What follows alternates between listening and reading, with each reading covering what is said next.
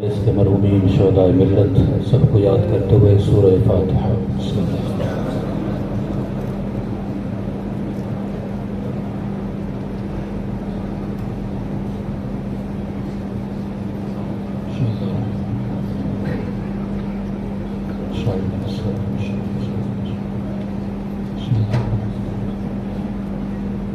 ربنا تقبل منا انك انت السميع العليم صلوات پر محمد وعلى محمد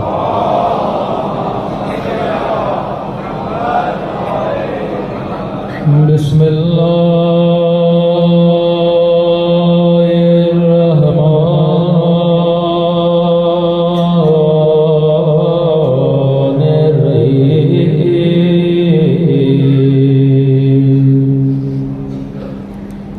الحمد لله رب العالمين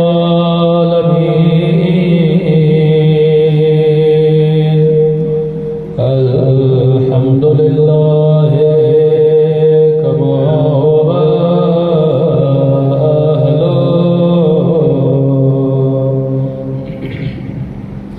الصلاة والسلام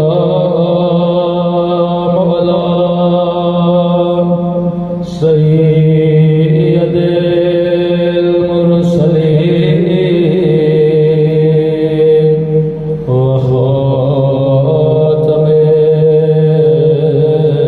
النبيين أبي القاسم محمد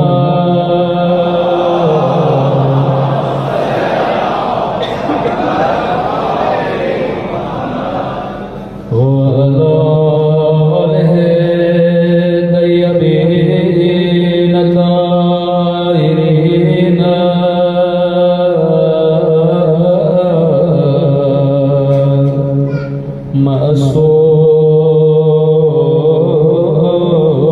معصومین سمجھ کے مولا کی ظہور کی دعا اللہم کل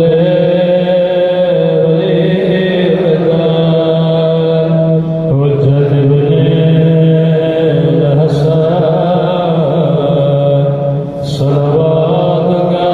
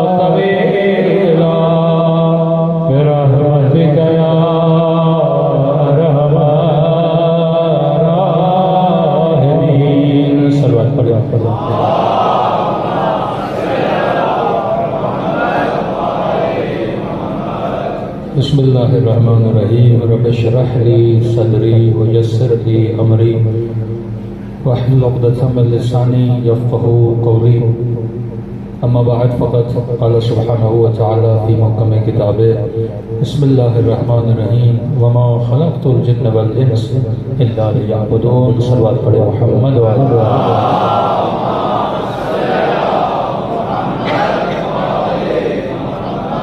دعا ہے پروردگار عالم ہم سب کی عبادتوں کو اپنی بارگاہ میں قبول فرمائے اور جس مقصد زندگی کی خاطر یہ مجالس رکھی جاتی ہیں خدا ان مقاصد میں بھی ہم سب کو کامیابیاں نصیب فرمائے۔ آج طبیعت بھی ہماری تھوڑی ناساز ہے اور کافی دیر بھی ہو گئی اس کے بعد یہ مجلس ہے تو آج کا خطاب تھوڑا مختصر ہوگا، کل انشاءاللہ تفصیل سے گفتگو کی جائے گی۔ ارشاد ہوا کہ ہم نے انسانوں اور جنوں کو ایک مقصد کے لیے خلق کیا، وہ مقصد یہ ہے کہ یہ اللہ کی معرفت کو حاصل کریں۔ آج معاشرے میں علم کی کمی نہیں، کمی ہے تو معرفت کی کمی ہے، کمی ہے تو معارف کی کمی ہے۔ خوارج قرآن کے حافظ تھے پر معرفت نہیں تھی۔ آج ہمارے اندر بھی یہی ایشوز ہیں کہ معرفت کی بہت کمی ہے۔ اگر انسان صاحب بصیرت ہو، صاحب معرفت ہو تو اپنی راہ کا انتخاب بہترین کر لیتا ہے، لیکن جو صاحبان معرفت نہیں تھے انہوں نے غلطیاں بھی کی۔ آپ کے سامنے کربلا کا واقعہ موجود ہے۔ توابین کا لشکر حسین کا عاشق تھا، یعنی امام حسین کی شہادت کے بعد سب نے اپنی جانوں کو قربان کیا، لیکن اس کا فائدہ کیا ہوا؟ اگر وہ پہلے کربلا جاتے تو امام حسین کو فائدہ ہوتا۔ یعنی بعض اوقات ہم اہم اور مہم کے انتخاب میں سب سے بڑی غلطی کرتے ہیں۔ کہ جب امام حسین نے اس کو کہا کہ حسین کی مدد کرو، کہنے لگا مولا میں گھر جاتا ہوں، بچوں کو راشن دینا ہے، اور یوں گیا اور یوں آیا۔ امام نے کہا کہیں ایسا نہ ہو تو جائے اور واپسی میں دیر ہو جائے۔ کہ نہیں مولا کیسی دیر، یوں جاؤں گا یوں آؤں گا۔ لیکن تاریخ کہتی ہے اس نے حسین کی نہ مانی اور گیا، بچوں کو سامان دے کر دیا۔ جب کربلا واپس آیا تو مولا حسین کا سر نو کے نیزہ پہ تھا۔ انگلش میں بولیں تو امپورٹنٹ اینڈ موسٹ امپورٹنٹ، یہی آپ کی زندگی میں ایک فلسفہ ہوتا ہے۔ ہم جہاں پہ غلطی کرتے ہیں، مثلا ایک جگہ پہ مجلس امام حسین ہو رہی ہے، اسی وقت اذان کی آواز آ رہی ہے، یہاں پہ مومن ڈیسیجن نہیں لے پاتا کہ امپورٹنٹ کیا ہے، موسٹ امپورٹنٹ کیا ہے۔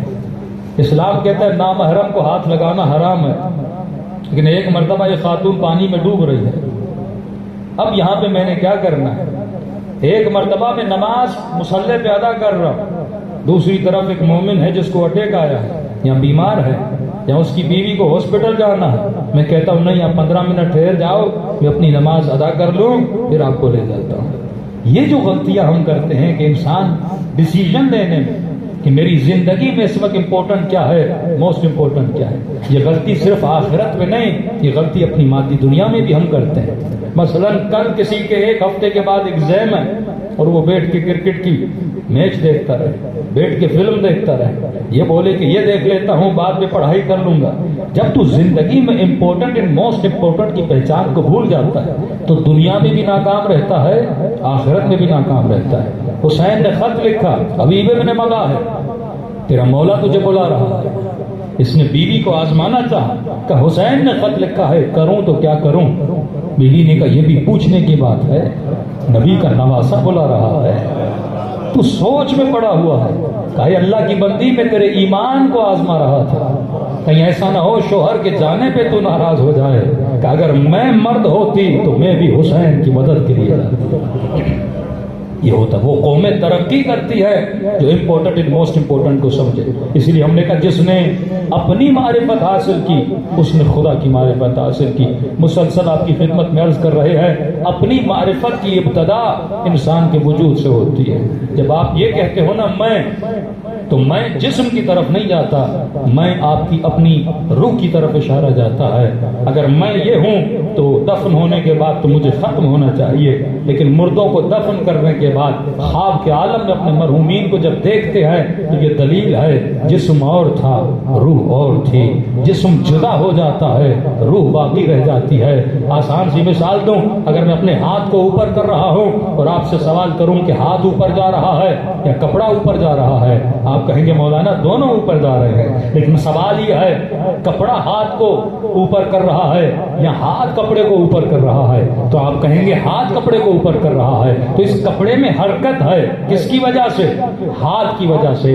جیسے یہ بدن کپڑے سے باہر نکل آیا کپڑا بے جان ہو کے زمین پہ گر جاتا ہے، بالکل اسی طرح اگر تیرے بدن میں حرکت ہے، اگر تیری آنکھیں دیکھ رہی ہیں، اگر تیرے کان سن رہے ہیں، اگر تیری پلکیں چل رہی ہیں، تو یہ دلیل ہے کہ کوئی ہے جو اسے چلا رہا ہے۔ اور جیسے بدن جس طرح کپڑے سے نکلتا ہے، کپڑے کی حرکت تمام ہو جاتی ہے، اسی طرح جب روح بدن سے نکلتی ہے تو بدن بھی بے جان ہو جاتا ہے۔ تو اصل جو کمال ہے وہ کمال روح ہے، لیکن انسان جو غلطی کرتا ہے، یہ آج کا فاسق، یہ آج کا فاجر، یہ آج کا راشی، یہ آج کا زانی جو گناہ پہ گناہ کر رہا ہے کیونکہ اس نے اپنے وجود کو جسم سمجھا، لہذا پوری زندگی جسم کی لذتوں کے پیچھے ہے، وہ روح کی لذتوں کو مالا مال نہیں کر پاتا۔ آج میں نے کہا سب سے زیادہ خودکشی کہاں پہ ہوتی ہے؟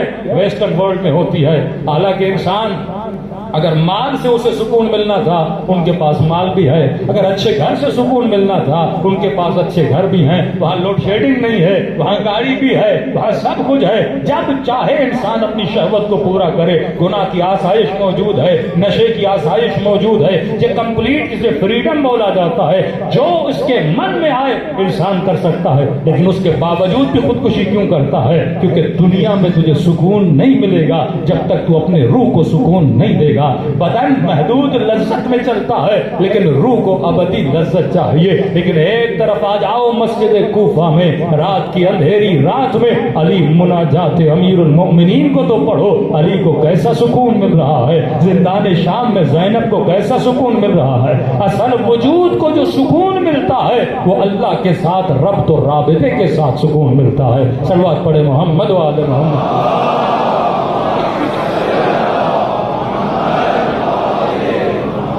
تو ہم نے عرض کیا جب تک خود کو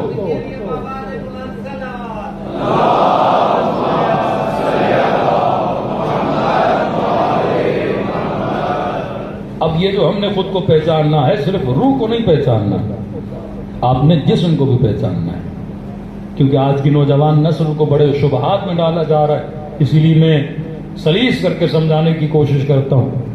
میں نے کہا یہ جسم آپ دیکھ لیں، اس جسم میں خدا نے کتنا نظم رکھا ہے۔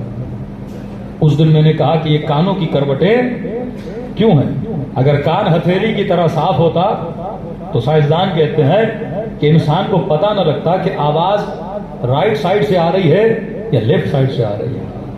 پیچھے سے جب کوئی آپ کو آواز دیتا ہے نا کہ فلاں صاحب، تو آپ سمجھ جاتے ہو کہ آواز کہاں سے آئی ہے، سیدھے طرف سے یا الٹے طرف سے، کہاں سے آواز آ رہی ہے۔ کہ اگر خدا کانوں میں یہ کروٹ نہ رکھتا، کان ہتھیلی کی طرح سیدھے ہوتے، آواز تو آتی پر پتہ نہ لگتا کہ آواز آ کہاں سے رہی ہے۔ ہاں؟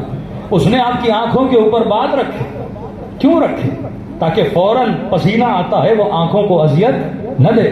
پھر آنکھوں کی حفاظت کے لیے پلکیں رکھی، کیونکہ آنکھ سب سے نازک ترین وجود ہے۔ اس نے آنکھ کے پانی کو نمکین بنایا، اگر آنکھ کا پانی میٹھا ہوتا تو آنکھ خشک ہو جاتی۔ اس نے منہ کے پانی کو میٹھا بنایا، کیونکہ منہ کا پانی نمکین ہوتا تو منہ خشک ہو جاتا، انسان منہ میں اس ذائقے کو کبھی ہضم نہ کر پاتا۔ جتنا وجود خدا نے آپ کا بنایا ہے بڑی سیٹنگ کے ساتھ بنایا ہے۔ مثلا تربوز خدا نے کہاں بنایا؟ زمین پہ۔ آم کو کہاں رکھا؟ درخت پہ۔ اب تصور کریں اگر تربوز درخت پہ ہوتا اور کسی مومن کے سر پہ گر جاتا، بندے کا کیا حال ہوتا؟ ہر شے جو خدا نے بنائی ہے وہ نظم کے ساتھ بنائی ہے، ترتیب کے ساتھ بنائی ہے۔ آپ کے منہ کا نظام، آپ کے معدے کا نظام، آپ کے دل کی دھڑکن، ہر شے کو خدا نے حساب و کتاب سے بنایا ہے۔ اب کیسے ممکن ہے جس نے وجود کو اتنا نظم دیا ہے اور دنیا یہ بولے کہ دنیا کا کوئی خالق نہیں ہے؟ ہاں؟ دنیا کا کوئی مالک نہیں ہے، جس میں اتنا علم ہے، جس میں اتنا نظم ہے۔ تو یہاں سے انسان جب خود کو دیکھتا ہے تو سمجھتا ہے یقیناً جو مجھے بنانے والا ہے وہ کائنات کا سب سے بڑا ناظم ہے، جو مجھے بنانے والا ہے وہ سب سے بڑا عالم ہے، جس نے اس وجود کو ہدایت دی ہے۔ مثلا آپ کھانا کھاتے ہو، آپ کے زمین میں بھی گریویٹی ہے، آپ کے معدے میں بھی اللہ نے گریویٹی رکھی ہے۔ آپ کھانا کھاتے ہو، لقمہ کہاں جاتا ہے؟ نیچے۔ میں نے کسی جوان کو کہا الٹا ہو کے کھانا کھاؤ، ٹانگیں اوپر سر نیچے، اور کسی کو کہو تیرے منہ میں لقمہ ڈالے، چبا کے نگلو گے پھر بھی کہاں جائے گا؟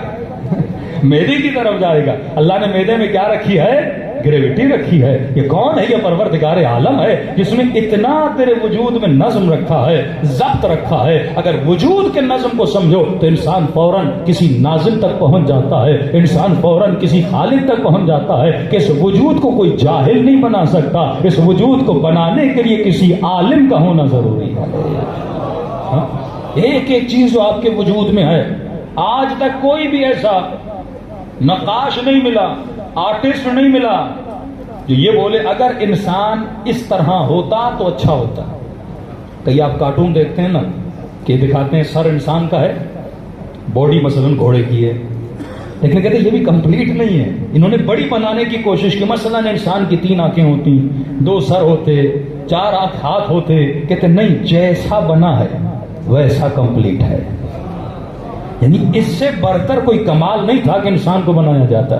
میں نے بچوں کو سمجھانے, میں نے کہا اللہ نے 10 انگلیاں دی, کوئی چیز ایکسٹرا نہیں ہے, کوئی چیز اضافی نہیں ہے کہ بندہ بولے اللہ نے 2 کڈنیز دی ہیں, ایک کو بیچوں گا تھوڑا گھر کا کام چل جائے گا. تیری کڈنیز جو اس نے دی ہیں اپنے حساب و کتاب سے دی ہیں, یہ بیچنے کے لیے نہیں دی. اب آپ کو 10 انگلیاں دی ہیں, کتنا نظم اور ضبط ہے.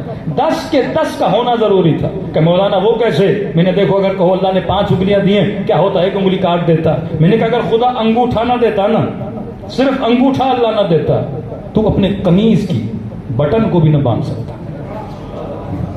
کبھی گھر میں بچے کو بولو بیٹا انگوٹھے کو اس طرح کرو, اب بیڑی باندھ کے دکھاؤ, کتنا مشکل ہو جاتا ہے. چمچ بندہ پکڑ نہ سکتا, خاتون کچن میں کام نہ کر سکتی. صرف ایک انگوٹھا جو اللہ نے دیا ہے, اس میں بھی ایک نظم ہے, کوئی چیز خدا نے اضافی نہیں دی. تو کیسے ممکن ہے ایک انگوٹھا جب بغیر ہدف کے خلق نہیں ہوتا, اتنا بڑا انسان بغیر ہدف کے کیسے خلق ہو سکتا ہے؟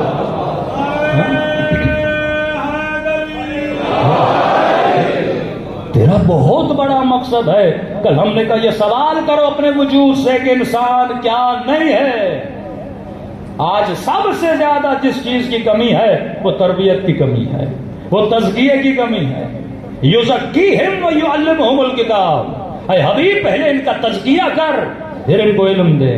بندہ عالم بن جائے پر اس میں ادب نہ ہو, عالم بنے پر تزکیہ نہ ہو, عالم بنے پر زبان سے گالیاں دے, عالم بنے اور غیبتیں کرے, اس عالم کا کوئی فائدہ نہیں. معصوم فرماتے پہلے ظرف کو پاک کرو, تبھی معصومین اتنے سخت فرامین پر. میں نے کہا دنیا کو سب سے زیادہ جس نے تباہ کیا, عالموں نے تباہ کیا, جاہلوں نے تباہ نہیں کیا. ایٹم بم ایک عالم نے بنایا تھا, جاہل نے نہیں.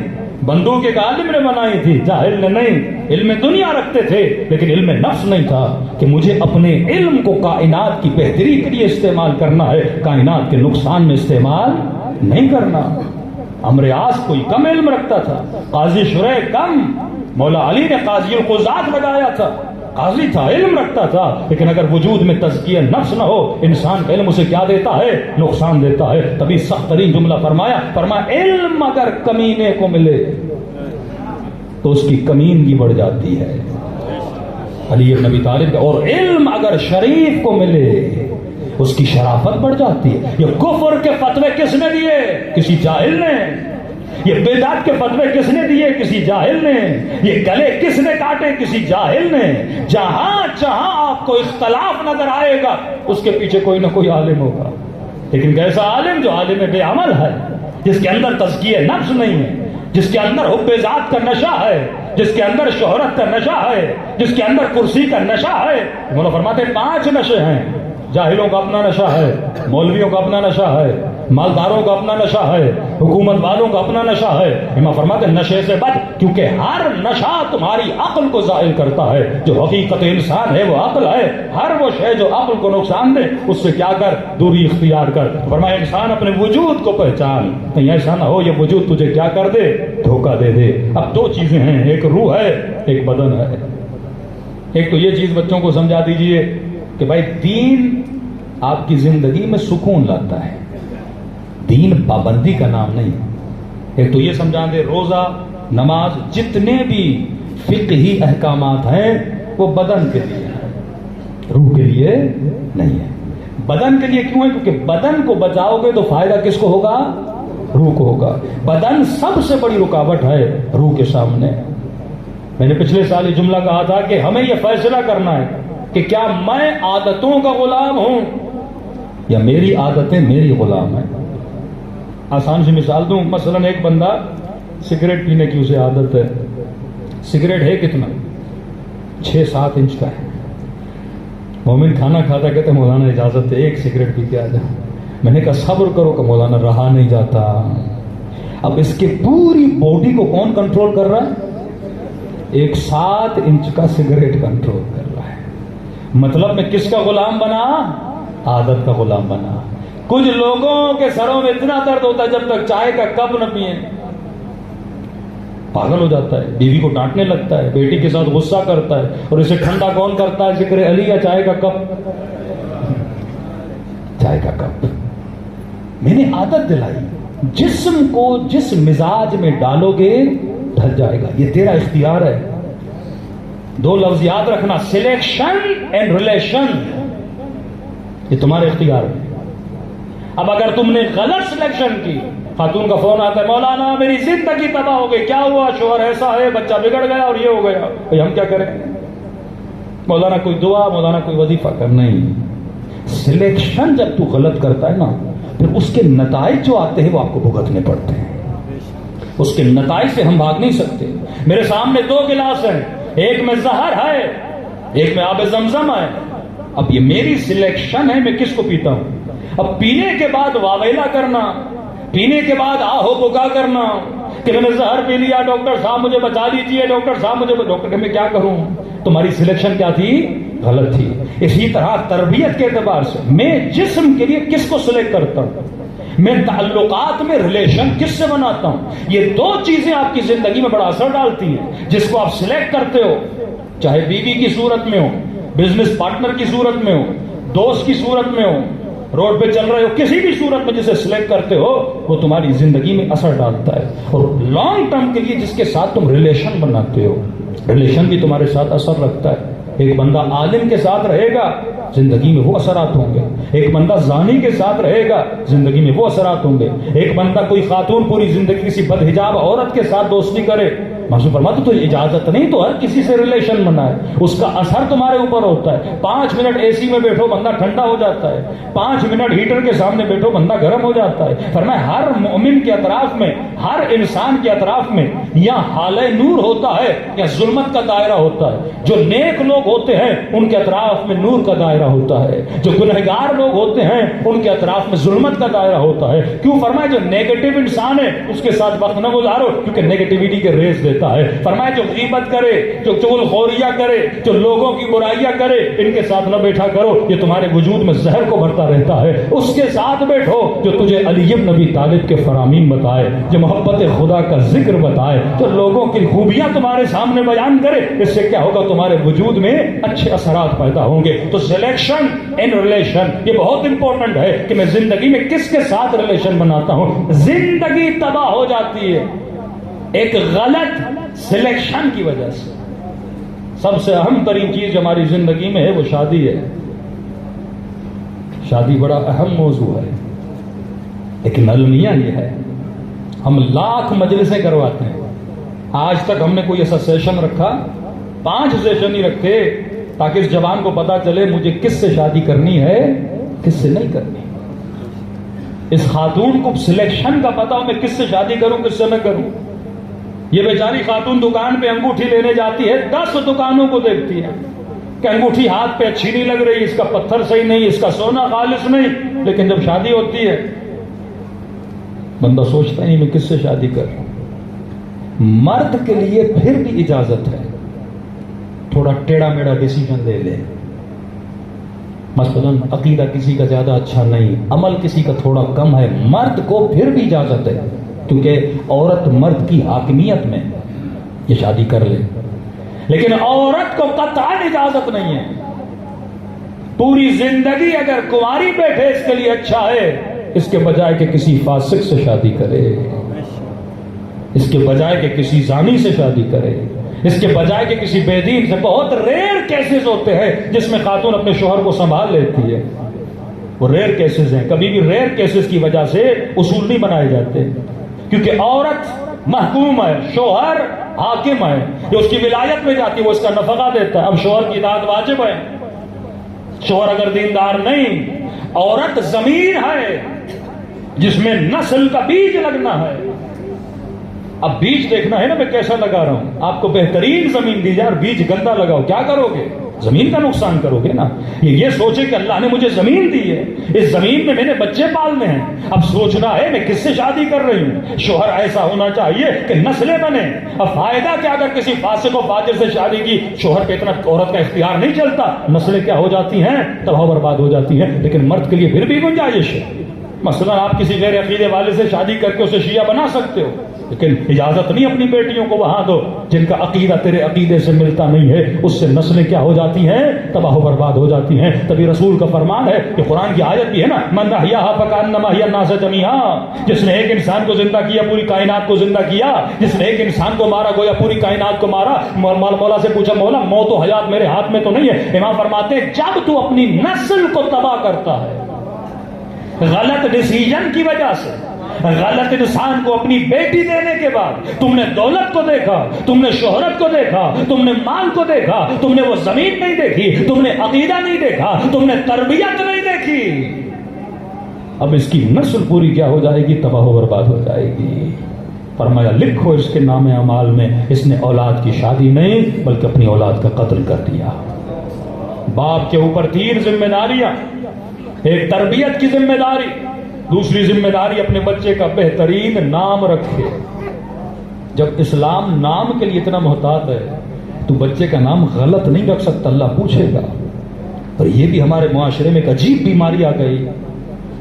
تو بھائی بیٹے کا نام رکھو محمد, بیٹے کا نام رکھو علی, بیٹے کا نام رکھو حسن و حسین, بیٹی کا نام فاطمہ رکھو, سکینہ رکھو. کہتے مولانا نہیں, جو خالہ کی بیٹی ہے نا اس کی بیٹی کا نام سکینہ ہے, فلاں کی جو میرے بھائی کا بیٹا ہے نا اس کا نام علی ہے. اب یہ ایک عجیب بیماری آ گئی کہ ہم یونیک ناموں کے پیچھے جاتے ہیں.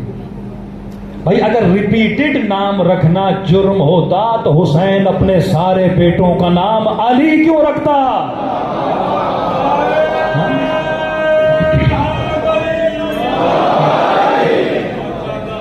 اچھا نام رکھو, کیا مطلب؟ اب ایک دن تم نے اچھا آم کھایا دوسرے دن نہیں لاؤ گے کیا؟ اب یہ کیوں نہیں بولتے اس کے گھر میں فریج ہے میں اپنے گھر میں ویسا نہیں رکھوں گا, اس کے گھر میں 50 انچ کی ٹی وی ہے میں ویسی نہیں رکھوں گا, اس میں تو ہر چیز کو کاپی کرتا ہے مادی میں, جو ٹی وی اس کے پاس وہ میرے پاس, جو گاڑی اس کے پاس وہ میرے پاس, جو کپڑے اس کے پاس وہ میرے پاس. ارے علی کے نام کو کاپی کیوں نہیں کرتا؟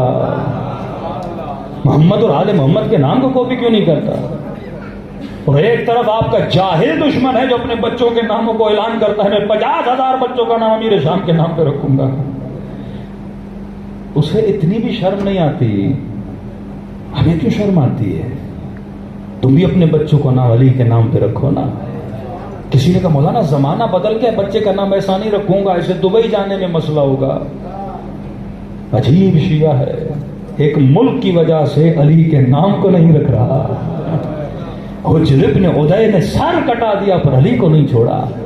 دشمن یہ کیوں بناتا ہے؟ لسٹیں بنا بنا کے شیعوں کو ہزاروں کی تعداد میں دبئی اور ابو ظبی اور شارجہ سے نکالا گیا, اور کہا مجھے نکالا گیا میں بچے کا نام نہیں رکھوں گا تاکہ اسے نہ نکالا جائے. تجھے خوف یہ ہونا چاہیے تجھے کوئی جنت سے نہ نکالے.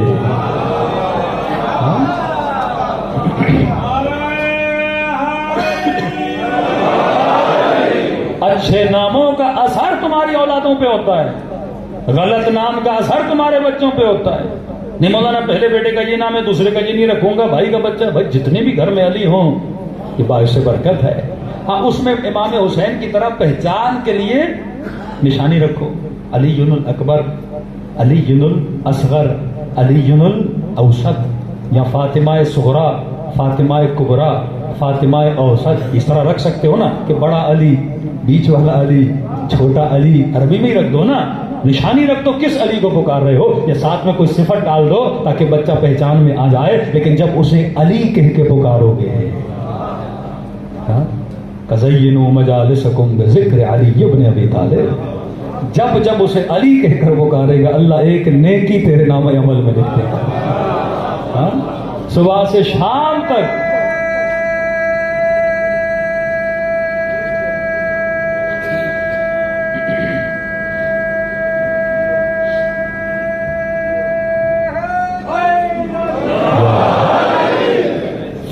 جب بندے کی غلط, میں فکر لے کہاں سے رہا ہوں؟ میری فکر جب تک فکر اہل بیت نہ ہو, معاشرہ کیوں شخصیت پرست بن چکا ہے؟ ہم کیوں تباہی کی طرف جا رہے ہیں؟ قرآن کبھی بھی کسی کا نام نہیں لیتا، قرآن صفت بتاتا ہے۔ شخصیت پرستی حرام ہے، وہ چاہے مولوی ہو یا چاہے کوئی مجتہد ہو، شخصیت پرستی حرام ہے۔ امام زمانہ غیبت میں جا رہے ہیں، کیا بتا رہے ہیں؟ صفات بتا رہے ہیں۔ میرے بعد اس کے پیچھے جانا جو صائن لنفس ہو، صفت ہے، نفس کی صیانت ہو، متقی ہو، پرہیزگار ہو، خوف خدا ہو، صائن لنفس ہے۔ ہمارے اخبار کے علوم میں مہارت رکھتا ہو، صفت ہے۔ ذکر اہل بیت کیا، کہا انما ولیکم اللہ والرسول، اللہ ولی ہے، رسول ولی ہے۔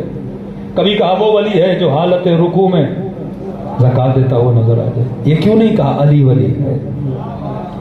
میں نے پچھلے سال آپ کو بتایا تھا، اگر خدا نام بتاتا نا تو بنو امیہ اپنے بچوں کے نام وہی رکھتے، پھر مسئلہ اور بگڑ جاتا۔ آپ بولتے یہ والا علی ہے، وہ کہتے یہ والا علی ہے۔ جس طرح حضرت مہدی کا نام آیا تو بڑے بڑوں نے اپنے بچوں کا نام مہدی رکھا۔ یہ اردن کا بادشاہ کہتا ہے میں مہدی ہوں، نام رکھ دیا۔ نام کی کاپی کرنا بڑا آسان ہے، پر صفت کو کاپی کرنا بڑا مشکل ہے۔ رسول نے کہا کل علم اسے دوں گا، یہ نہیں کہا علی کو دوں گا۔ کتنے اب کوئی اس صفت میں آ ہی نہیں سکتا، سیدھی بات ہے۔ بڑے بڑے وہاں بیٹھے تھے، کہتے نا ہم جائیں گے ہم جائیں گے۔ قرآن صفات میں کوئی، ہم قرآن سے اتنا دور ہو گئے، واللہ ہم قرآن سے بڑے دور ہیں۔ قرآن صفت بتاتا ہے، کل علم اسے دوں گا، مرد ہوگا، کرار ہوگا، غیر فرار ہوگا۔ آخری صفت بڑی عجیب سی، اللہ سے محبت کرتا ہوگا اور اللہ اس سے محبت کرتا ہوگا۔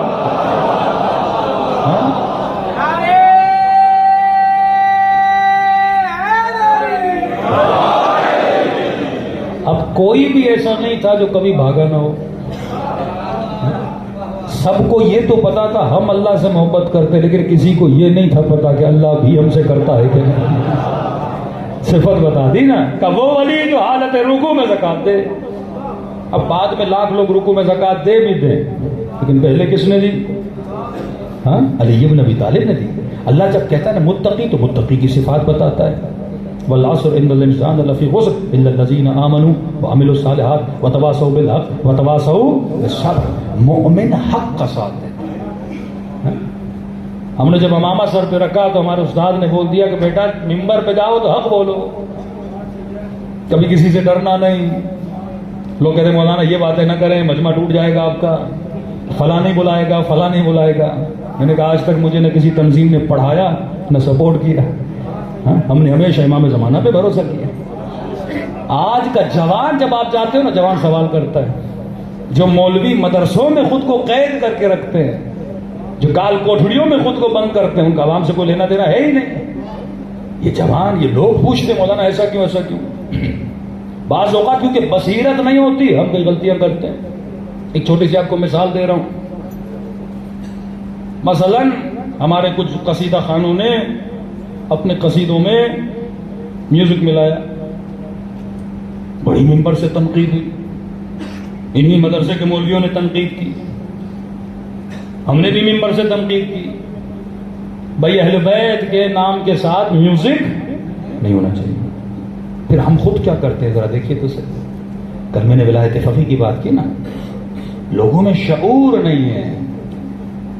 ایک ترانہ آیا سلام فرمان دے، سب نے سنا ہوگا، جس کو میں نے پہلی مرتبہ سنا تو میں خود رو پڑا تھا۔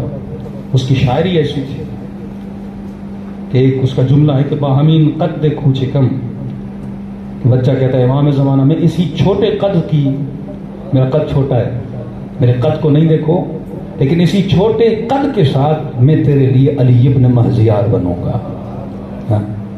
یہ ترانہ جب ایران میں آیا تو کبھی رہبر نے نہیں کہا یہ ترانہ بناؤ، ایسا نہیں رہبر نے فنڈ کیا اور لوگوں کو بولا کہ بھائی ترانہ پڑھو، اس میں میوزک نہیں، رہبر نے نہیں بولا تھا۔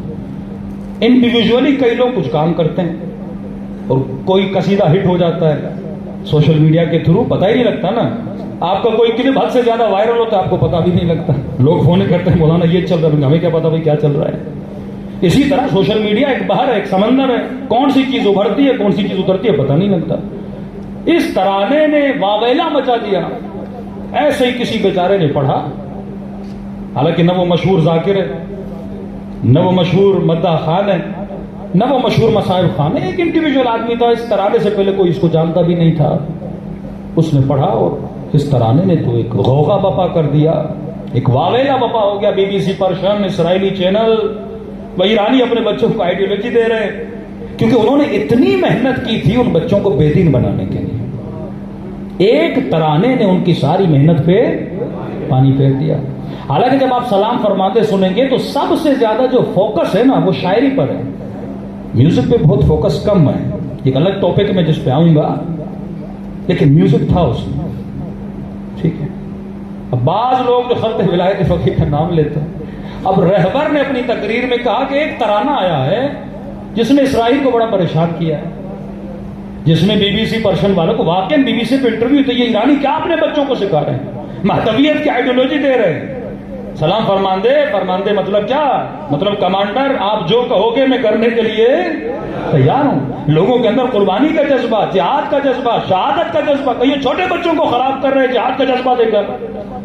तो रहबर को रिपोर्ट आती है ना कि माशरे में क्या हो रहा है। उन्होंने अपनी तकरीर में बोल दिया एक तराना है जिसने बड़ा परेशान किया हुआ है बीबीसी वालों को, इसराइल। हमारे पास मौलवियों ने क्या समझा कि रहबर ने बोला बस ये तराने चलाओ,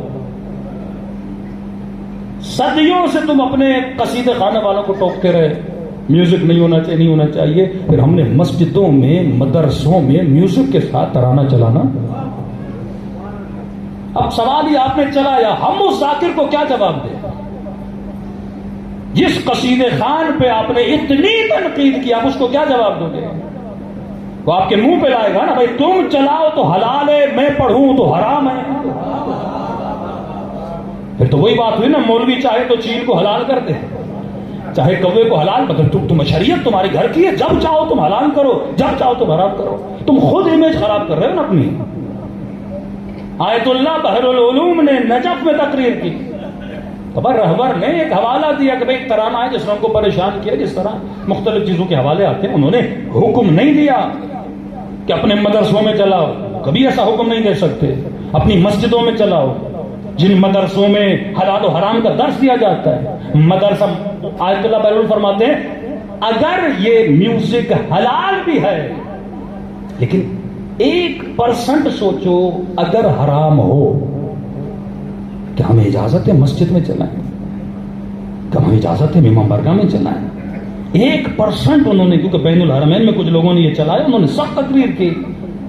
1% भी सोचो कि हुसैन मसलन इस म्यूजिक से राजी नहीं है, तुम कैसे हुसैन के सामने कर सकते हो? फिर हम कहते हैं हम खत्त विलायत फकीह वाले हैं। खत्त विलायत फकीह, रहबर खुद हुक्म दे, बंदा उसको फॉलो करे ना। ये नहीं कि किसी तकरीर का एक छोटा सा जुमला, फिर मुआशरे में क्या पैदा होता है, तसाद पैदा। फिर गालियां किसको पड़ती हैं? मौलवियों को पड़ती हैं कि आपका दोहरा मेयार है। रही बात कसीदों में म्यूजिक होना चाहिए नहीं होना चाहिए, अब ये बहस है, फिक़ी बहस। तराने में और कसीदे में जमीन आसमान का फर्क है। जैसे मुल्क की तराने होते हैं, कोई भी आप तराना पढ़ते हैं, आईएसओ भी अपने कई तराने निकालती है। तरानों में रहबर की तरफ से इजाजत है कि आप उसमें म्यूजिक शामिल, लेकिन कौन सा म्यूजिक? उसमें तरतीब है। ऐसा म्यूजिक जो महाफिल लहव व लइब में इस्तेमाल न होता।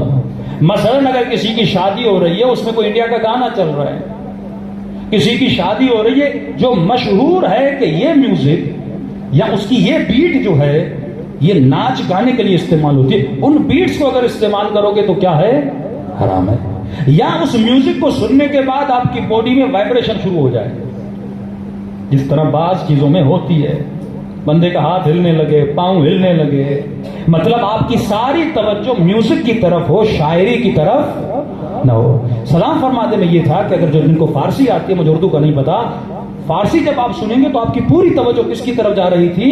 شاعری کی طرف جا رہی تھی. جس طرح کئی لوگ قصیدے پڑھتے ہیں مختلف دھنیں مارتے ہیں، حرام نہیں ہے، لیکن جب گانے کی دھن آتی ہے حرام ہو جاتا ہے. کیوں؟ کیونکہ وہ گانا ہے، محافل لہو و لعب میں پڑھا جاتا ہے اور ذہن فوراً منتقل ہوتا ہے. مثلا میں کہوں گا کربلا، آپ کا ذہن کہاں جائے گا؟ کربلا. کتنا ذہن فاسٹ ہے، فوراً پرواز کرتا. میں کہوں گا نجف، آپ کا ذہن فوراً مولا علی کی طرف جائے گا. میں کہوں گا بین الحرمین، آپ کا ذہن کہاں جائے گا؟ فوراً بین الحرمین. اسی طرح اگر کسی نے وہ گانے کی دھن سنی ہوئی ہوگی، جب وہ قصیدہ سنے گا، جب دھن ذہن میں آئے گی تو ذہن کہاں جائے گا؟ فوراً گانے کی طرف جائے گا. بس مسئلہ یہ ہے کہ ذہن کو نجاستوں میں نہ جانے دو، ذہن کو پاکیزگی میں رکھو، کیونکہ پاکوں کا ذکر ہے تو اس میں کیا ہونا چاہیے؟ پاکیزگی. ترانوں میں اجازت ہے، لیکن ہم آتے ہیں مثلا کوئی نوحہ پڑھ رہا ہے، اس میں میوزک، اس یہ غلط ہے. کوئی فیمس شخصیت، ایک انون آدمی ہے، لیکن مثلا مشہور ہے کہ مثلا یہ مولا کا مشہور نوح خان ہے، مولا کا مشہور ذاکر ہے، اس نے اپنی شخصیت کو کیا کرنا ہے؟ بچانا ہے، احتیاط سے چلنا ہے. آج کل ہمارے قصیدوں میں کیا ہے؟ میں نہیں کہہ رہا قصیدے برے ہیں، شاعری پہ زیادہ فوکس نہیں ہے، اکثر میوزک پہ زیادہ کیا ہو جاتا ہے؟ فوکس آ جاتا ہے. اگر فوکس شاعری پہ ہو نا، جیسے دو بیٹ چلتی ہے نا، مثلا میں بھی بات کر رہا ہوں، اگر پنکھے کی آواز زیادہ ہو تو آپ کو میری آواز صحیح سے سننے میں نہیں آئے گی. دو لیئر چلتے ہیں، ایک میوزک کا لیئر چلتا ہے، پیچھے جو قصیدے خان ہے اس کی آواز بھی چلتی ہے. اب سوال یہ کون سا لیئر کس پہ کیا ہو رہا ہے؟ حاوی ہو رہا ہے. اگر میوزک اس پہ حاوی ہو رہا ہے تو یہ لہو و لعب میں جا رہا ہے، لیکن اگر شاعری مضبوط ہے، میرا ذہن منتقل ہو رہا ہے معارف کی طرف، تو اس میں کوئی مسئلہ نہیں ہے. صلوات پڑھے محمد وعلی محمد. اجل فرجو. تو ایسی باریک باریک ہم غلطی جب آپ ایسی کرو گے نا، آپ مدرسے میں ایک چیز کو رائج کر دو گے تو لوگ پھر حوالہ دیتے ہیں. عالم جب کوئی کام کرتا ہے وہ لوگوں کے لیے سند ہو جاتی ہے. کل میں کوئی غلطی کروں آپ کے لیے سند بن جائے، آپ کہیں گے مولانا نے ایسا کہا، یا مولانا نے ایسا بولا، یا مولانا نے ایسا کیا. تو قطعاً ایسی چیزوں کو نہیں لانا چاہیے جس سے پھر تبلیغ کا سد باب ہو جائے، پھر علماء کی نفرت بڑھ جائے، پھر بولیں کہ ان کے ڈبل اسٹینڈرڈز ہوتے ہیں، ہم کرتے ہیں تو کوئی اور ہے وہ کرتے ہیں. کہیں ایسا تو نہیں ہم ایران پرستی کا شکار ہو رہے ہیں؟ ہاں؟ عقیدت ولی فقیہ سے اپنی جگہ، لیکن ایسا نہیں. بعض لوگ کہتے ہیں مولانا ایرانی جو کہے وہ صحیح ہے. ایرانی نہیں، مجتہد جو کہے وہ صحیح ہے. ہمارا تعلق اجتہاد سے، ہمارا تعلق ولایت فقیہ سے. ہر ایرانی سے ہمارا کوئی تعلق نہیں ہے. جس طرح ہم شیعہ اس طرح وہ شیعہ ہے، جس طرح ہمارے یہاں غلطی ہیں اس طرح لاکھ غلطیاں ان کے اندر بھی موجود ہے. ہمارا تعلق اس خط سے ہے، ہمارا تعلق اس مکتب سے ہے. مکتب سے جڑے رہنا ہے، اور مکتب سے ہم نے کیا لینی ہے؟ انسٹرکشن لینی ہے. کسی فرق کو ہم نے نہیں دیکھنا. صلوات پڑھے محمد وعلی محمد.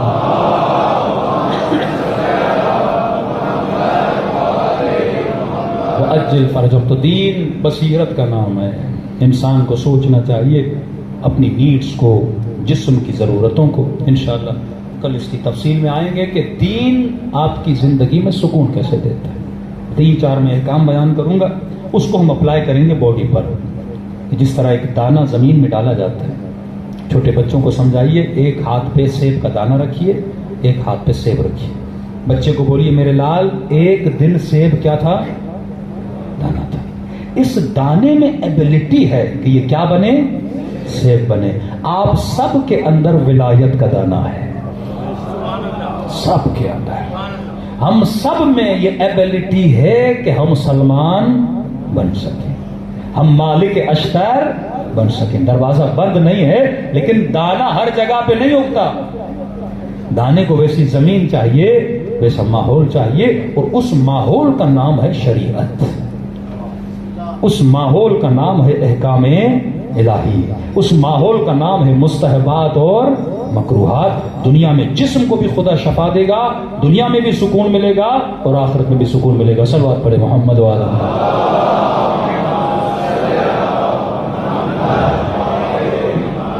وعجل فرجہم. جنہوں نے اپنی وجود کی دانے کو کربلا کی زمین میں بویا. کربلا صفات حسینی کا نام ہے. ڈیپلی اسٹڈی کرو. حضرت عباس کا رتبہ کیوں بڑھا تھا؟ سیدہ زینب کا رتبہ کیوں بڑھا تھا؟ عباس بنے ادب کی وجہ سے، بی بی زینب بنی اطاعت امام کی وجہ سے۔ ذات کی محبت کو ختم کرو اور امام کی محبت کو اپنے وجود سے سرشار کرو۔ کربلا میں جوان اکبر بھی ہے، کربلا میں 6 مہینے کا اصغر بھی ہے، کربلا میں حسن کا یتیم قاسم بھی ہے، کربلا میں 4 سالہ سکینہ بھی ہے۔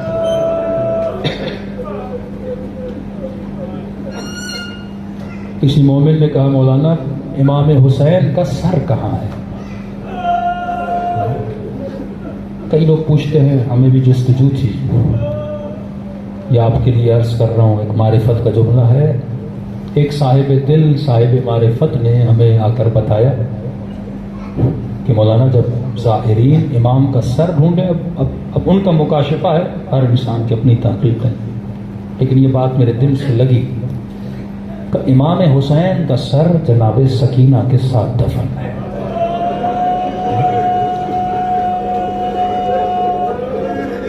جب انہوں نے یہ بات ہمیں بتائی تو میں نے سوچا، میں نے کہا مختلف روایات ہیں، پھر یہ بات میرے دل سے چھو گئی۔ میں نے کہا واقعاً آپ کا مکاشفہ صحیح ہے، کیونکہ بچی نے جب بابا کا سر لیا تھا بات بنتی نہیں تھی کہ سجاد سر کو سکینہ سے جدا کر دے۔ آغائے کشمیری سے کسی نے کہا آغائے کشمیری علی اصغر کا جنازہ کہاں ہے؟ آغائے کشمیری کہتے میں نے بڑی کتابیں پڑھی لیکن مجھے پتہ نہیں تھا۔ رات کو سویا، خواب کے عالم امام حسین کو دیکھا۔ امام نے فرمایا کشمیری میرے ظاہروں کو کہو میرے اصغر کو ڈھونڈا نہ کرے، جسے علی اصغر کی ننھی سی قبر کی زیارت کرنی ہے وہ حسین کی قبر کی زیارت کر دے۔ کہ مولا کیا مطلب؟ کہ سجاد نے میرے بچے کو میرے سینے پہ لٹا دیا۔ اب جب شام جاؤ نا ننھی سی سکینہ کی قبر کی زیارت کرو تو ایک سلام امام حسین کو بھی دیا۔ السلام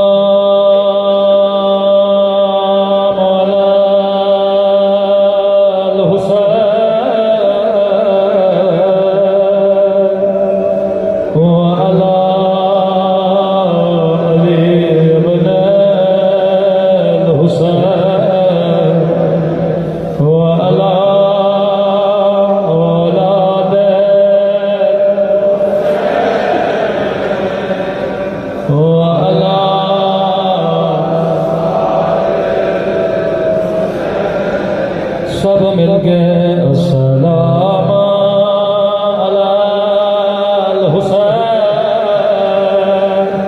و علی علی ابن و علی اولاد الحسین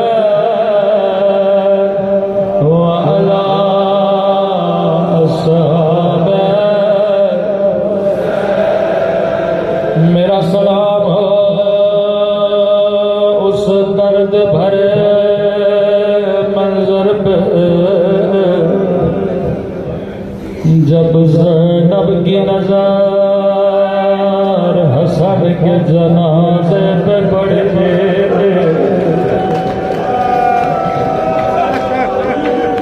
اللہ کسی بہن کو بھائی کا زخمی جنازہ نہ دکھائے۔ جب جنازہ گھر واپس آیا روکے گا حسن میں نے تو سفید کفن پہنایا تھا، کفن کو خون میں رنگے کس نے کیا؟ بڑے مظالم دیکھے بی بی زینب نے۔ راوی کہتا ہے اپنے ہاتھوں سے زینب نے ایک ایک کر کے بھائی کے بدن سے تیر نکالا۔ حسن سے بڑا پیار تھا بی بی زینب کو، کوئی حسن کا جنازہ دیکھا لیکن میرے حسین کی حفاظت کرنا، اپنے ہاتھوں سے بھائی کے جنازے سے تیر نکالے۔ راوی کہتا ہے جب 11 محرم کا دن آیا، حسین کا جنازہ تیروں پہ تھا، زینب کی نگاہ بھائی کے بدن پہ بن گئے، عجب نہیں آواز آئے ہوگے، او بہن زینب تو نے حسن کے جنازے سے تیر نکالے تھے، کیا میرے بدن سے تیر نہیں نکالو گے؟ روکے کا حسین نکالوں تو کیسے نکالوں، میرے ہاتھ میری گردن سے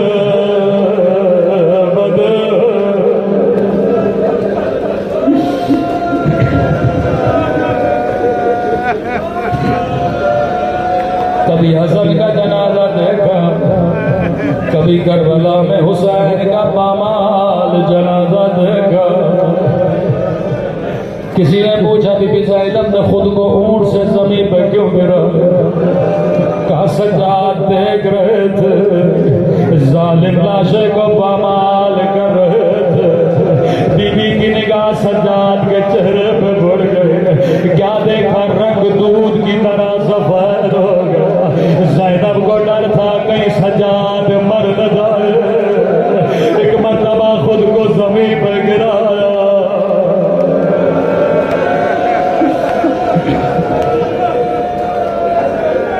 پورے سفر میں لوگوں کو کہتی تھی دیکھو یہ میرے حسن کی نشانی فاطمہ، کبھی کہتی تھی دیکھو یہ نبی کی شبیہ اکبر، کبھی کہتی تھی میرا ماجا حسین۔ روایت کے جملے قافلہ شام کے بازار میں پہنچا، راوی کہتا ہے امام فرماتے ایک مقام تھا، زینب بھی حسین سے بڑا پیار کرتی، سکینہ بھی بابا سے بڑا پیار کرتے، جب کوئی پتھر مارتا تھا روکے کہتی تھی میرے بابا کو نہ مارو، کہتے ہیں ظالم نے بچی کو تکلیف دینے کے نوکے نیزہ سے حسین کے سر کو مارنا شروع کیا۔ امام حسین کے لب مبارک سے آواز آئی ظالم مارنا ہے مارو، لیکن سکینہ کے سامنے نہ مارو،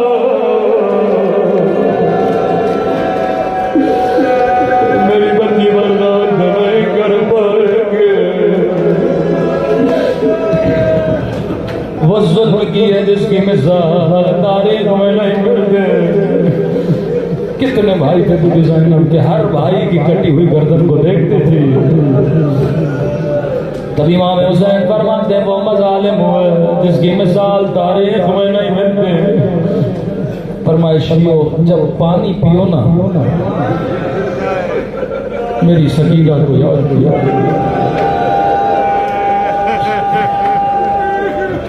امام حسن کے جگر کے ٹکڑے نکلے، بی بی زینب نے کہا حسن پانی پی لے، روکے کا بہن کیسے پانی پیو، کربلا میں میرا حسین پیاسا ہوگا۔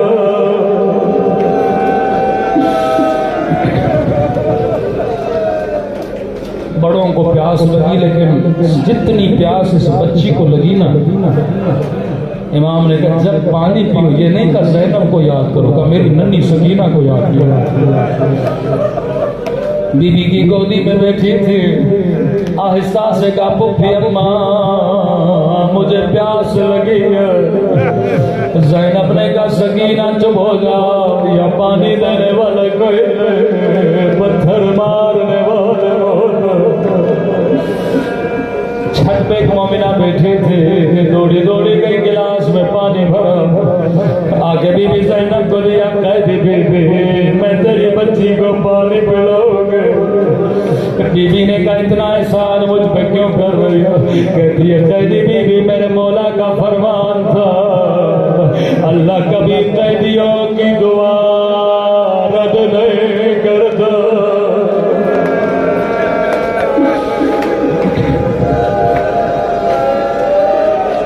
سکینہ نے پانی لیا، کہتی ہے قیدی بی میری تو جیسی گزارش ہے، اگر تیری بچی پانی پی لے میرے لیے تھوڑی دعا کر لینا۔ بی بی زینب نے کہا سکینہ ہم سید کسی کا احسان نہیں اٹھاتے، پہلے اس کے لیے دعا کرو۔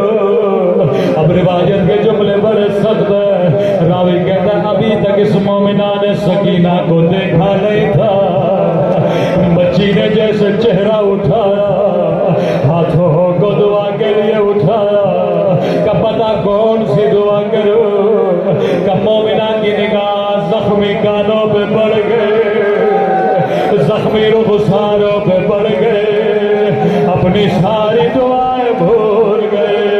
کہتی ہے قیدی بی بی دعا کرو اللہ میری بچی کو تیری طرح یتیم نہ بنائے،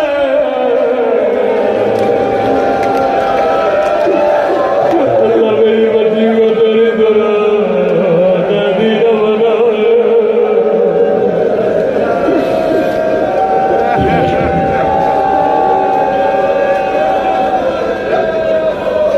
سکینہ نے دعا کے لیے ہاتھوں کو اٹھایا، روکے گا میرے اللہ تجھے میری یتیمی کا واسطہ، کسی بچی کو میری طرح یتیم نہ بنانا، کسی بچی کو میری طرح قیدی نہ بنانا۔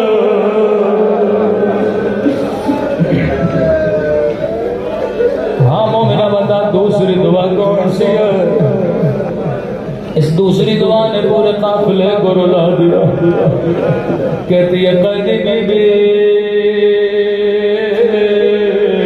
دعا کرو اللہ مجھے مدینہ بھیجے، اللہ کسی کو غربت میں وطن کا نام نہ سنائے، جیسے زینب نے سنا مدینہ، نانا کا روزہ یاد آیا، او صغرا یاد آ گئے، کہا مومنہ مدینے جا کر کیا کرو گے، کیا مدینے میں تیرا کوئی رشتہ دار ہے؟ کہتی ہے قیدی بی بی مدینے میں میرا حسین ہے،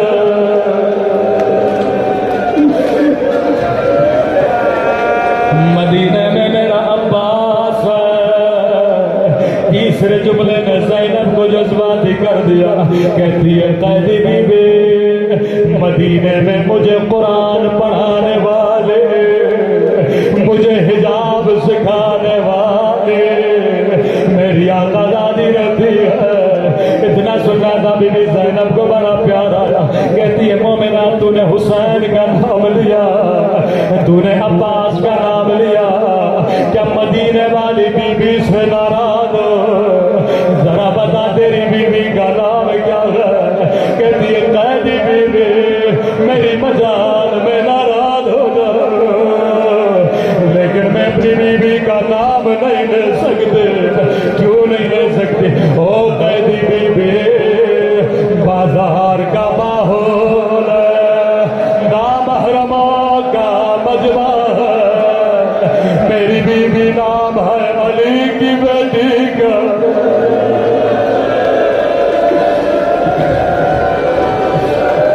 ادب کا تقاضا ہے، میں کیسے نام لوں؟ بی بی زینب نے کہا مومنہ اگر میں دعا کروں تیری دعا یہی قبول ہو کیا کہو گے؟ کہتی ہے کیا کہنا چاہتی ہو؟ کہ اگر مدینے والے بازار میں نظر آئے تو کیا کہو گے؟ ایک مرتبہ جلال میں آتی ہے، کہتی ہے قیدی بی بی زبان سنبھال کے بات کر، میری بی بی کو بد دعا نہ دے، میری بی بی تجھ جیسی نہ دے کہ بازاروں میں آئے۔ اتنا کہنا تھا زینب نے بالوں کو ہٹا، کہا ام حبیبہ نہیں پہچانا، انا زینب او بنت علی، ام حبیبہ میں زینب اجڑ گئے، میرا حسین مارا گیا۔